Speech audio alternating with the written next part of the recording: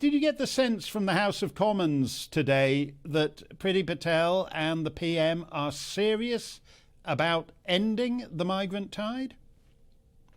Yeah, I certainly did. I detected definitely that Priti Patel has got her mojo back. She seemed very spirited, very confident in her brief, grateful that at last she has a policy to put in play which has half a chance of working, unlike some of the previous ones, the idea of pushbacks in the busiest shipping lane in the world. I don't think that was ever really a goer. The idea of just paying France lots of money to sort it out, I don't think anyone with any common sense ever believed that was going to work. This is all about Britain taking responsibility for its own borders and for creating a deterrent so that it's no longer worth these young men paying £3,000 a time to people smugglers to put them in a dinghy, because they'll end up further away from the UK than where they started. And as to the establishment gnashing and wailing, I think most people who voted for Brexit, who voted for Boris Johnson in 2019, were fully expecting that and don't mind it if it upsets the establishment. This is a very important issue, a touchstone issue for the core Tory vote, the core new Tory vote in the Red Wall as well. And more power to Priti's elbow that she's got this up and running. The advantage Australia has vis-à-vis Manus Island in Papua New Guinea and Nauru is that they have a more favourable legal regime. Do you think the Rwandan plan will withstand legal challenge? Because we got all these woke judges and woke lawyers now.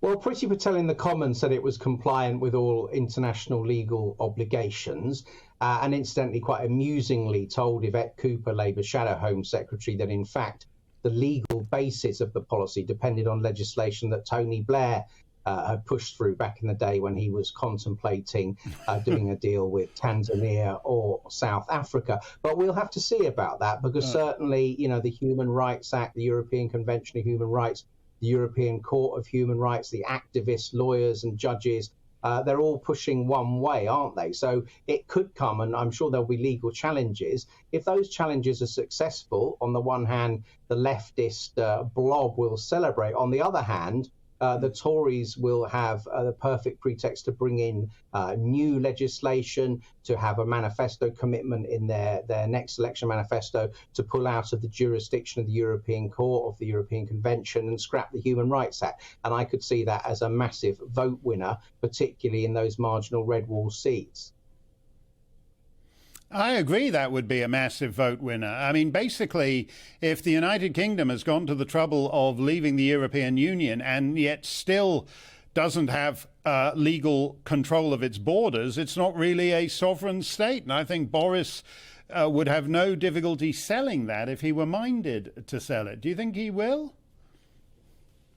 Yeah, I think he's finally grasping the nettle on this. For the last 18 months or so, my impression has been that Priti Patel has been quite frustrated at him dragging his feet and sort of not focusing on what needs to be done. And we've had countless examples of Boris saying how difficult it is if France aren't sort of doing their bit. But I think, you know, the Prime Minister had his sort of errant 6 months when Carrie was his chief political advisor with all her progressive views, and that saw him getting deeper and deeper into the doo-doo. And I think new people have come in now, and they're doing some things that the opponents of the government would see as right-wing and deplorable, but a lot of the things are what the core vote wants to see. So I think the Prime Minister, derided by Dominic Cummings as a shopping trolley, you know, someone steering him in the right direction again.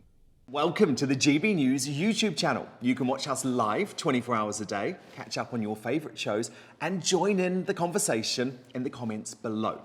Don't forget to subscribe and you'll never miss any of our exclusive content.